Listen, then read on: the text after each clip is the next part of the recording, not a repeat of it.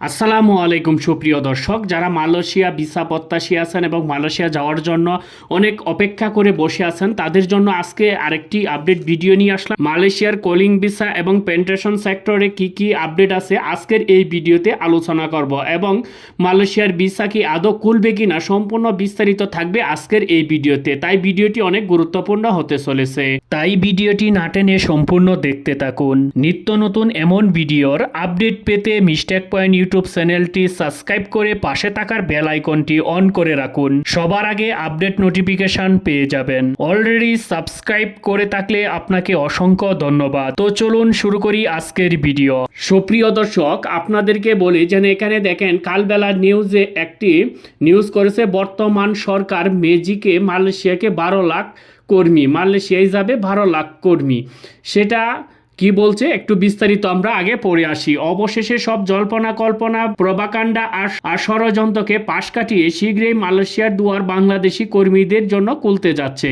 উপদেষ্টা আসিফ নজরুলের আন্তরিক তার কূটনীতিক পারদর্শিতার বৈঠক তারিখ চূড়ান্ত করেছে মালয়েশিয়ার সরকার। মে মাসের দ্বিতীয় সপ্তাহেই মালয়েশিয়ার পুত্রজায়ায় বসবে বহুল প্রতীক্ষিত দুই দেশের এই জয়েন্ট ওয়ার্কিং গ্রুপের সভা। এই সভাটা কিন্তু অনুষ্ঠিত হতে যাচ্ছে 14 মে থেকে আপনার 16 মে থাকবে মালয়েশিয়ায় অবস্থান করবে আসিফ নজরুল সাহেব। জনশক্তি রপ্তানি কারকদের সংগঠনে বাংলাদেশের অ্যাসোসিয়েশন অফ ইন্টারন্যাশনাল রিক্রুটিং এজেন্সির সাধারণত সদস্যরা এই উদ্যোগে শুভকামনা জানিয়েছে প্রবাসী কল্যাণ মন্ত্রণালয়ের উপদেষ্টা কর্মকর্তা ও সকল স্তরের কর্মচারীদের। বায়ার সদস্যরা বলেন, সংগঠনটি কিছু নেতা ইউনূস সরকারের বিতর্কিত আর বেকায়দায় ফেলতে কখনো সিন্ডিকেট, কখনো অনলাইন সিস্টেম বা কখনো শ্রম চুক্তি দায়ী করেছে।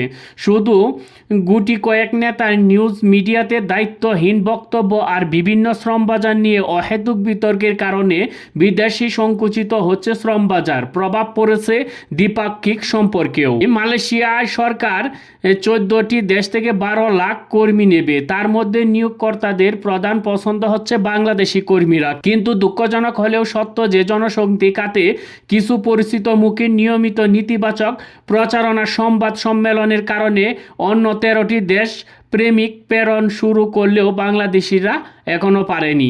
সবার দাবি একটাই, শুধু সরকারের ব্যর্থ প্রমাণ করার জন্য শ্রমিক গ্রহণকারী দেশগুলোকে নিয়ে অযাচিত সমালোচনা এবং বিতর্ক শর্ত আরোপ করা অনুচিত। যারা বিভিন্ন অজুহাতে মালয়েশিয়া শ্রম বাজারে উন্মোচনের বিলম্ব করতে চায় তারা এই সরকারের শত্রু ফেসিস্টের পেতাত্তা। যাই হোক প্রিয় দর্শক, আপনারা তো এখানে বুঝতেই পারলেন যে বর্তমানে মালয়েশিয়া সরকার কিন্তু 12 লাখ কর্মী নিবে, সেটা বাংলাদেশ সহ 14টি দেশ থেকে। তাহলে বাংলাদেশ থেকেও কিন্তু অনেক কর্মী নিবে। এর মধ্যে কিন্তু বাংলাদেশের কর্মীরা কিন্তু পছন্দ, মালয়েশিয়ার যে নিয়োগকর্তা আছেন নিয়োগকর্তারা কিন্তু বাংলাদেশি কর্মীদেরকে পছন্দ করে বেশি, তাদেরকেই তারা নিতে চাচ্ছে।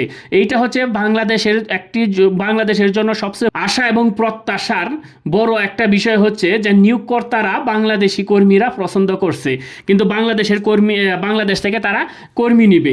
কিন্তু দুঃখের বিষয় হচ্ছে যে এখন পর্যন্ত বাংলাদেশে সকল সেক্টরের ভিসা খোলা নাই। আর এই ভিসা খোলার জটিলতা কাটিয়ে ওঠার জন্য এবং ভিসাটা যেন অতি শীঘ্রই খুলে দিতে পারে, সেই জন্য আসিফ নজরুল সাহেব কিন্তু 14 মে থেকে 16 মে মালয়েশিয়াতে কিন্তু অবস্থান করবেন। এই শ্রম বাজার নিয়ে তিনি কথা বলবেন, কিভাবে এই সমস্যাগুলো সংকটগুলো নিরসন করা যায়। এরপরে কিন্তু 21 মে থেকে আবার 22 মে বৈঠক হওয়ার কথা আছে প্রধান উপদেষ্টার সাথেও। যাই হোক প্রিয় দর্শক, সবকিছু মিলিয়ে দেখা যাচ্ছে 14 মে এবং 16 মে এর পরেই, মানে এই সফরের পরেই কিন্তু জানা যাবে যে মালয়েশিয়াতে বাংলাদেশের যে ভিসা জটিলতাটা সেটা কতটুকু নিরসন হয়।